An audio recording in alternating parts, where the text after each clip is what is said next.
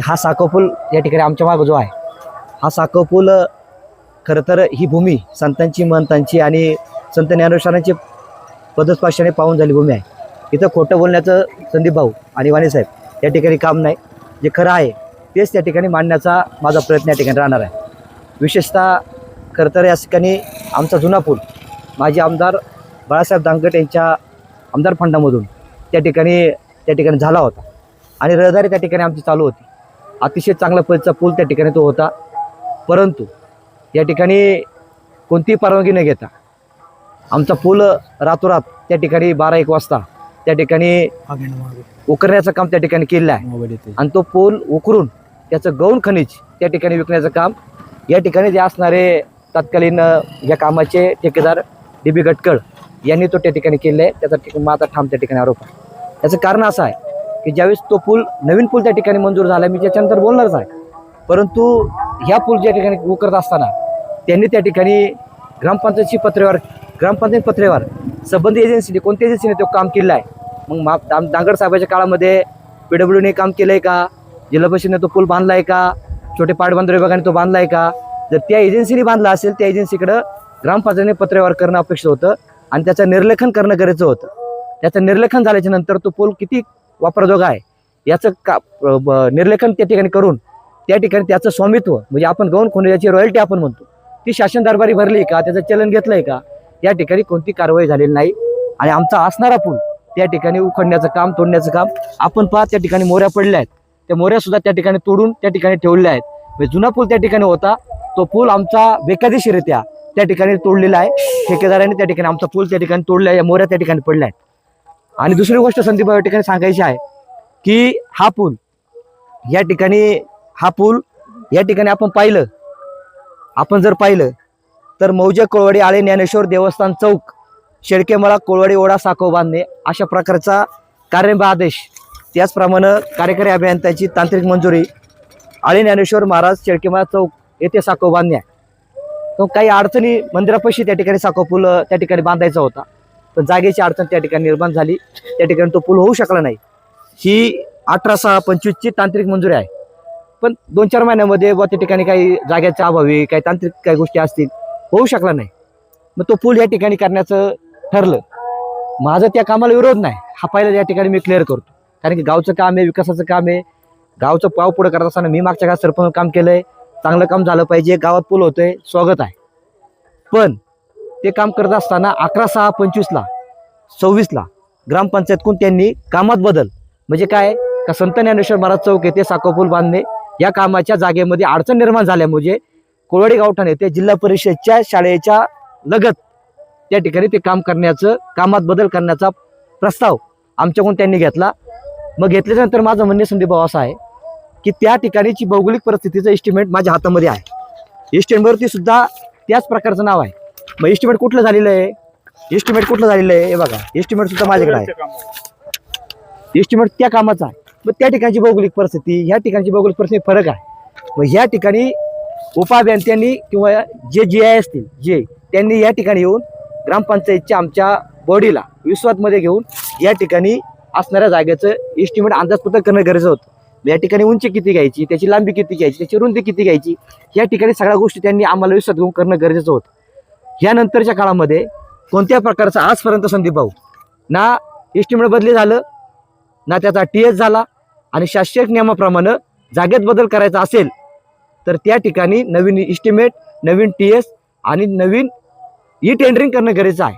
पण कोणतंही काम त्या ठिकाणी झालं नाही. एस्टिमेट ती काढलं, TS ती काढला, टेंडर त्या जागेचं 1/2 किलोमीटर जागेचं 1 किलोमीटर जागेचं आणि काम या ठिकाणी होते. ठीक आहे, ह्या झाल्या प्रशासकीय गोष्टी. ह्या गोष्टी प्रशासकीय आहेत. ह्या बदल होतील. गावचं काम आहे, माझा विरोध नाही. परंतु ह्या ठिकाणी आज तुम्ही जे काम पाहताय हे 60 लाख रुपयाचं काम इस्टेंट प्रमाण आहे. म्हणजे शासनाच्या कार्यकारी अभियंत्यांनी उपअभियंत्यांनी जे एस्टिमेट केलंय हे 60 लाख रुपयाचा पूल आहे. आपण बाजूला जरा हा 60 लाखाचा पूल आहे. हा आपण कव्हर करा. या इकडं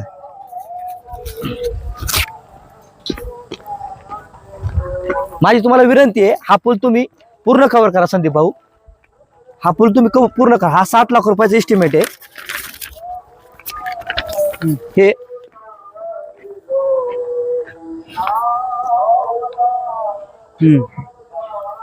हा पूल आपण पूर्ण कव्हर करा. हा 60 लाखाचा पूल त्या ठिकाणी त्यांचं म्हणणे आहे. एवढा कुठून येतोय आणि पाणी आणि कुठून जातंय? त्यानंतरची माझी भूमिका अशी आहे की हा 60 लाखाचा पूल आहे. माझ्या म्हणण्याप्रमाणे याचं एस्टिमेट जरी 60 लाखाचं असलं तरी प्रथम दर्शनी मी मावळामध्ये पण साखोपुलाची कामं चालू आहेत. मावळामध्ये पण आत्ता पण लाईव्ह कामं चालू आहेत. मी त्या कामाची सुद्धा पाहणी करून आलो आहे. आपल्या गावात जर पूल होते तर मी दुसऱ्या गावात पण जाऊन आलो. तर 60 लाखाचा पुलाचं मी काम पाहत असताना तो आवडवे पूल त्या ठिकाणी मी पाण्यात माझ्या आलेला आहे. ह्या कामाचं माझं विनंती आपल्या मार्फत अधिकाऱ्याला विनंती का कोणाच्याही दावाला बळी न पडता आपण याचं शासकीय दरानं मूल्यमापन करून MB करून त्या ठेकेदाराला तेवढंच बिल तुम्ही अदा करावं. माझं वैयक्तिक मत असं आहे. मला कोणाला म्हणजे मी कोणावर टार्गेट करतोय, टीका करतोय, टिप्पणी करतोय हा विषय नाही वाणी साहेब. माझं म्हणणं एवढंच आहे का माझ्या बुद्धीप्रमाणे ज्ञानाप्रमाणे मी अनेक संदीप भाऊ साखर पूल पाहिले तालुक्यात जाऊन या 2 दिवसामध्ये. ह्याच योजनेमधले जिल्हा नियोजनमधून साखर पूल आलेले ते पूल मी पाहिले, हा पूल पाहिलाय. माझ्या माहितीप्रमाणे मला हे 60 लाखाचं काम वाटत नाही. त्यामुळं शासनाकडे विनंती आहे, अधिकाऱ्यांकडे विनंती आहे की त्यांनी याचं शासनाचे पैसे आहेत आपण योग्य ते आपण या ठिकाणी याचं मोजमाप करू, MB करून ते बिल आपण अदा करावं एवढी माझी आपल्यामार्फत विनंती आहे. राहिला मुद्दा त्या ठिकाणी काल आमदार साहेबांनी मला फोन केला. आमदार साहेबांनी मला बोलले, दम दिला. ठीक आहे, ते मोठे आहेत, तालुक्याचे आमदार आहेत, मी लहान आहे, मला त्यांच्यावरती काही बोलायचं नाही. शेवटी ते बोलले तरी मला काही राग नाही त्याच्यामध्ये, कारण की दादा आहेत, काय विषय नाही. परंतु ज्यावेळी दादांनी मला फोन केला, मला माझ्यासारख्या छोट्या कार्यकर्त्याला एवढीच अपेक्षा होती की दादांनी एवढंच म्हणायला पाहिजे, दिनेश तू कुठं आहे, तू भेटायला ये. मी त्या ठिकाणी दादाला मी भेटायला गेलो असतो आणि माझ्या ज्या काही शंका आहेत, ज्या काही माझ्या तक्रारी आहेत, ज्या काही माझ्या अडचणी आहेत, मी दादाला त्या सांगितल्यास दादा बाबा मला कामाला माझा विरोध नाही. आणि मी खंदीभाऊ तुम्हाला आज सांगतो एवढं काम झालेलं आहे, मी त्याला विरोध केला नव्हता. मी आज तांत्रिक मान्यता बदलल, उद्या बदलल, पेपर बदलतील म्हणून मी वाट पाहिली, पण कुठेही त्या ठिकाणी बदलायचं काही मला चान्स दिसले नाहीत. माझं म्हणे दादा एवढंच होतं, दादाने मला हे सांगायचं होतं का ठीक आहे पुलाचं काम चालू आहे, तुझ्या ज्या काही गोष्टी आहेत, तुझ्या ज्या काही तक्रारी आहेत त्या ठिकाणी मी दूर करतो आणि ह्या पद्धतीनं आपण तो प्रश्न सोडू. एक तालुक्याचे आमदार म्हणून त्या ठिकाणी त्यांच्याकडून मला ह्या पद्धतीचं शब्द अपेक्षित होते. पण दादांनी काय दादा टेन्शनमध्ये असतील मला माहीत नाही, पण दादा मला त्या ठिकाणी दादांनी या शब्दामध्ये त्या ठिकाणी मला बोलले. ठीक आहे बोलले, मला त्याचा राग नाही. परंतु तालुक्याच्या जनतेने समजा तालुक्याच्या जनतेने अनेक प्रश्न विचारले किंवा तालुक्यात त्यांनी फोन केले तर दादा ह्या शब्दात त्यांना उत्तर देणार का, हा आपल्या मार्फत मला त्या ठिकाणी शब्द आहे. आपण तालुक्याचे आमदार आहात, आपण लोकांच्या तक्रारी सोडवल्या आहात, त्याच्यामुळे आपण दादा आपण त्या ठिकाणी मला काल बोलवलं असतं, तुम्ही आपल्यापर्यंत आलो असतो, नक्कीच आलो असतो. या ठिकाणी तुमच्यावर माझा राग रुसवा नाही, परंतु तुम्हाला जर कोणी माझ्याबद्दल चुकीचं काही सांगितलं असेल तर कदाचित आपण तो संभ्रम दूर करावा अशी माझी त्या ठिकाणी विनंती आहे. आणि खरं तर या ठिकाणी आपण पाहिले पाणी ओढा त्या बाजूला आहे, इकडून एक ओढा येतोय, उत्तरच्या बाजूने ओढा येतोय. ह्या पुलाची दिशा संदीप भाऊ आपण पाहिली, ही दिशा आपण पाहिली. आता जर हे पाणी आपण यामार्फत घेणार असेल तर इकडले जे काही शेतकरी आहेत, पाणी कुठून येतं दाखव ना जरा. हे बघ पाणी इकडे आहे. पूल अगोदर कसा होता? पूल असंच होता का डिझाईन? पुढे होता थोडासा. पण दिशा जी होती ना पाण्याची ती हा बोलतील ना ती. आता हे ओढ आहे. आवड आहे, आवड आहे. बर, आणि पूल असा आहे. पूल बघा तुम्ही. पलीकडून एक ओढा आहे पलीकडून. बर, मग आता हे आता- पाणी कुठून जाणार? आता हे पाणी जर आपण असं घेतोय, इकडून घेतोय, तर हा जो शेतकरी, हा शेतकरी सर इथपर्यंत आहे, इथपर्यंत आहे. मग ह्या बिचाराचं किती मोठं नुकसान होणार आहे. मग हे पाणी अगोदर कसं जायचं?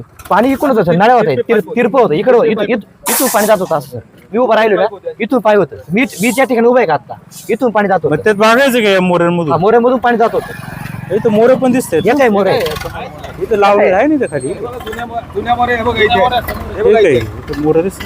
समोर आहे. तेव्हा ते आता पण मोऱ्या क्रॉस आहे. आता हे बघा इथे. हे बघा आता पण मोऱ्या क्रॉस साठी भाऊ, आता पण मोऱ्या क्रॉस हे बघा, अजून एक क्रॉस आहे. हे बघा आता पण या मोऱ्या क्रॉस आहे. आणि आता त्या पुला दिशा बघा तुम्ही, हा पूल पहा, हे बघा या असं पाणी जात होतं. मग आता उलट पाणी असं ओढून देण्यात येणार. मग त्याच्यामुळं काय होणार संदीप भाऊ, का हे जे शेतकरी आहेत या शेतकऱ्यांचं आपण नुकसान होणार आहे ना सर. ते मला सांगा, ते पाणी ज्या म्हणजे अतृष्टी झाली तिकडून कुठून पाणी येते ते दाखवा. ते पाणी त्या तिकून येते, दाखव ते पण.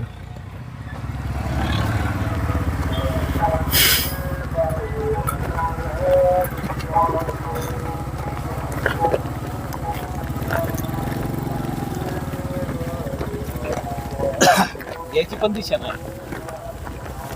इकडे गोड आहे नाही का? याची पण दिशा नाही. हे बघा, हे बघा. एक मिनिट थांबा हो, पाणी बघतो आम्ही. हा पाणी पाहू आधी. हे बघ हा ओढा हा ओढा आहे. आणि याच्यामुळे हे बघा, समोर दिसतात ना पप्पू. हा. हे बघ, समोर दिसतात. हे बघ. ते बघा याच्यामुळे ते बघा, कुठे आहेत? ते बघा, त्या समोर मोरे ते बघा, ते बघा, ते बघा. हा दिसतंय, तोंड दिसतंय. म्हणजे संदीप भाऊ, मला या ठिकाणी असं नाही, नाही, सांगायचं की मला या पुलाची दिशाच कळली नाही. आणि सगळ्यात महत्त्वाचा मुद्दा, आता जर हे पाणी आपण विकून घेतलं, आता हे इथं संगम होणार काय मग आता बघा ना तुम्ही, दिशा बघा ना पुलाचं, हे बघा ना तुम्ही. मग ह्या वावरावर आतोनात मोठं नुकसान होणार आहे. पुन्हा मग आता यांनी काय, आणि दुसरी गोष्ट सांगायची राहिली की इस्टिमेट जे आहे, हे इस्टिमेट, आता हा डांबरी आहे, तुम्ही डांबरीवरून आलात, पुढे डांबरी इस्टिमेटला दोन्ही बाजूनी 4 लाख रुपयाचं खडीकरण पकडले. पण डांबरावरती खडीकरण करतात का? डांबरावर खरी करून इस्टिमेटला आहे सर. मग माझं म्हणणंच ते इस्टिमेट कुठलं आहे, मग हे दुरुस्त करायला पाहिजे ना. त्याच्यानंतर 4 लाख रुपयाचा भरावा दाखवला इस्टिमेटमध्ये. मी इस्टिमेटची कॉपी तुम्हाला देतो. 4 लाख रुपयाचा भरावा आहे इस्टिमेटला. मग 4 लाखाचा भरावा हे कुठं करणार तुम्ही सांगा? इथं उंची बघा, आमचा रोड बघा, हा रोड बघा, 4 लाख रुपयाचा भरावा कुठं करणार? आता हे बरोबर सेम लेवल आले ना. 4 लाख भरावा कुठे आहे? आणि दोन्ही बाजूला खडीकरण पकडले. मग आमचं म्हणणेच ते होतं, तुम्ही ज्या गोष्टी आहेत ना त्या तुम्ही करा. उद्या हा पूल पडला, काही गोष्टी घडल्या, काय दुर्घटना घडली, हा पूल पडला, तर ग्रामपंचायतकडं मी त्यांना काय म्हटलं, मी एक सर्वसामान्य नागरिक आहे किंवा प्रशासकीय समिती सदस्य आहे. ग्रामपंचायतचं काम करत असताना एखाद्या नागरिकाने उद्या 2 महिने 4 महिने उद्या अर्ज केला, उद्या या पुलाचा काही धोका झाला किंवा काही घटना घडली किंवा काय झालं, पाणी नाही गेलं, तुंबलं पाणी. ग्रामपंचायतकडं परफेक्ट पेपर असणं गरजेचं आहे. मग पेपर कुठले संदीप भाऊ? 1 किलोमीटरवरची, आणि काम कुठलं इथलं. मग ग्रामपंचायत सदस्य नात्यानं मी ते पेपर परिपूर्ण असावेत ही मागणी मी जर केली, तर त्यात चूक काय असावी मला असं वाटत नाही. तो पण मी बाजूला ठेवला. पण कमीत कमी तुम्ही इकडे खडीकरण पकडलंय, तुम्ही 4 लाखाचा भरावा पकडलाय, या गोष्टी तर कमीत कमी ह्या इस्टिमेटला दुरुस्त झालं पाहिजे का नाही संदीप भाऊ? ठेकेदाराचा जाणीवपूर्वक फायदा करून दिला जातोय का? मला असं वाटतंय. त्याच्यामुळे माझं प्रशासनाला विनंती आहे संदीप भाऊ, जर प्रशासनाने याचं मोजमाप करून जर बिल दिलं नाही, हा पैसा कोणाचा आहे? काल आमदार साहेब म्हटले, मी बोललो हा पैसा शासनाचा आहे, आणि मला वाटलं शासनाचा आहे. तुम्ही आम्ही कर भरतोय, दादांच्या माध्यमातून आलाय, त्यांचं गावच्या वतीने स्वागत आहे, माझ्या वतीनं वैयक्तिक त्यांचं स्वागत आहे. परंतु ते स्वागत करत असताना त्यांच्या आमदार फंडातून म्हणा किंवा त्यांच्या शिफारसीने त्यांनी फंड दिलाय, त्यांचं स्वागत करतो, जाहीर स्वागत करतो. परंतु त्यांचं जे शब्द होते की बाबा मी पैसे दिलेत, माझं म्हणणे असं आहे की शासनाचे पैसे तुमच्या आमच्या कराचा पैसा आहे, गोरगरिबांचा पैसा आहे, जनतेचा पैसा आहे, तो पैसे आपण पैशासाठी वापरतो, आणि तो पैशाचं योग्य तो उपयोग व्हावा. अधिकाऱ्याला तुमच्या मार्फत विनंती आहे, जर याचा कदाचित कोणाच्या दबावाखाली जर तुम्ही ते बिल जर पास करत असाल चुकीचं, तर या ठिकाणी मी आमरण उपोषण करीन, प्रसंगी जीव देईल, पण मी शासनाचे पैसे आणि गावचा फायदा मी सोडणार नाही, हे ध्यानात ठेवा. कारण की हे पैसे सर्वसामान्यांचे आहेत. त्याच्यामुळं मी अधिकाऱ्यांना आपल्या मार्फत सांगतोय, तुम्ही चुकीचं कराल तर मी उपोषण करणार, आणि मी करणार.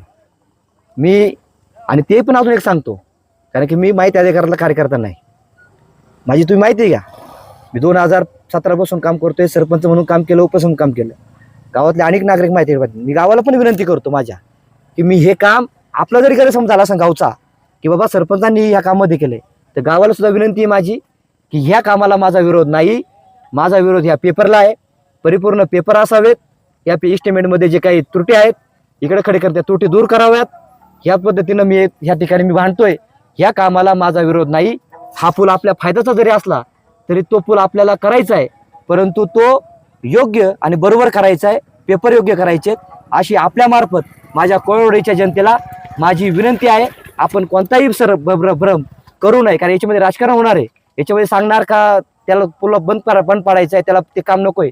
पण माझी विनंती आहे का बाबा माझं याच्यामध्ये काम बंद पाडण्याची भूमिका नाही, हा पूल लवकरात लवकर झाला पाहिजे. पण कसा झाला पाहिजे, त्याच्या जेवढं निधी आहे, त्याचं जेवढं काम आहे तेवढे पैसे ठेकेदाराला मिळावे. तुमचं म्हणणं आहे टेंडरमध्ये का खर्च कमी आहे आणि पैसे घेणार जास्त. टेंडरमध्ये ज्या चुका आहेत त्या चुका दुरुस्त व्हाव्यात, या ठिकाणी जे पेपर बनावेत आणि या ठिकाणी पेपर ग्रामपंचायत मिळावेत, अशा प्रकारची माझी आपल्या मार्फत मागणी आहे. तुम्ही अतुल बेनकेंचे कार्यकर्ते आहात असे सोशल मीडियाच्या. ठीक आहे ना, मी कार्यकर्ता जरी असलो पण अतुल बेनके हा पार्ट वेगळा आहे, मी एक गावचा नागरिक म्हणून या ठिकाणी बोलतोय.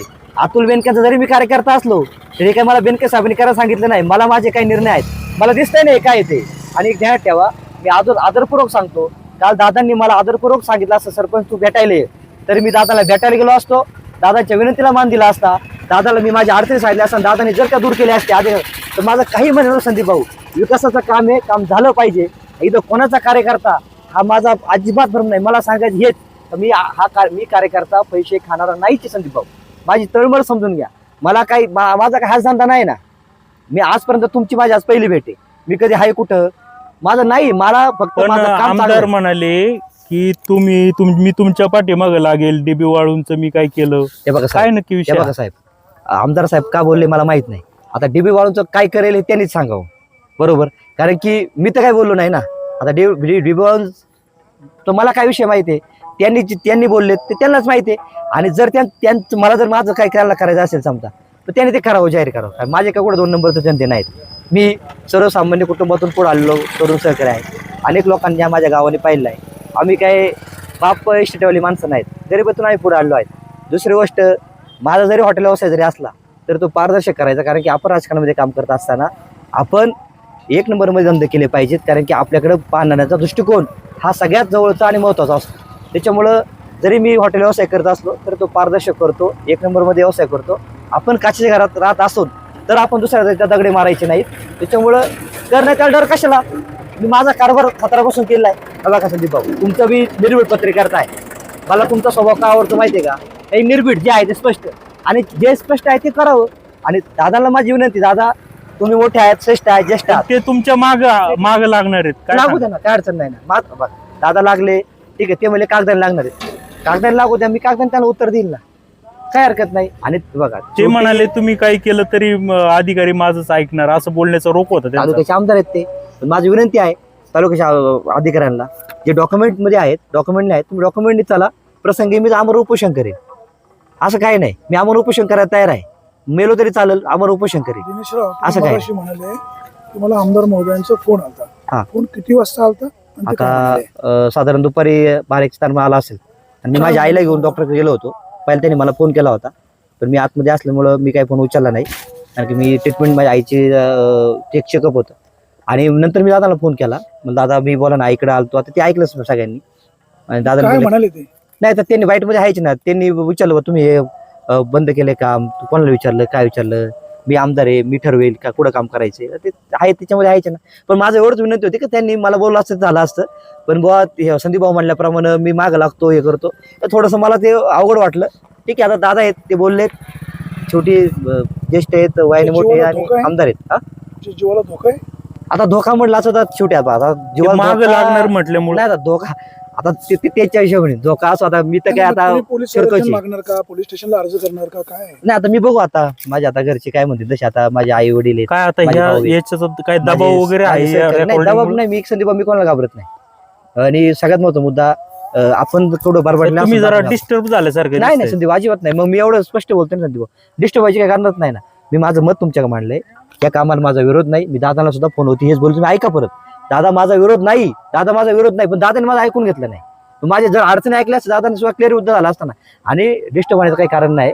माझ्या जीवाचं जर उद्या काय झालं समजा तर ते जनतेला माहिती काय झालं, तर उद्या काय विषय नाही. झालं माझं तर ते जनता पाहिजे ना, कोणी केले काय केले, काय हरकत नाही.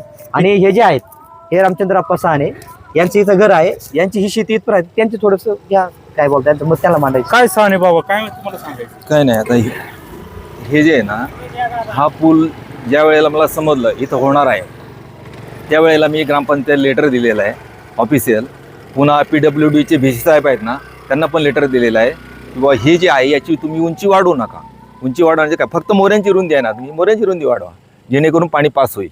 हां, पण त्यांनी त्या पद्धतीने कुठलाही विचार केला नाही आणि मला अजूनपर्यंत कुठलंही लेखी उत्तर दिलं नाही. या बाजूने पण मीच आहे, ह्या बाजूने पण मीच आहे.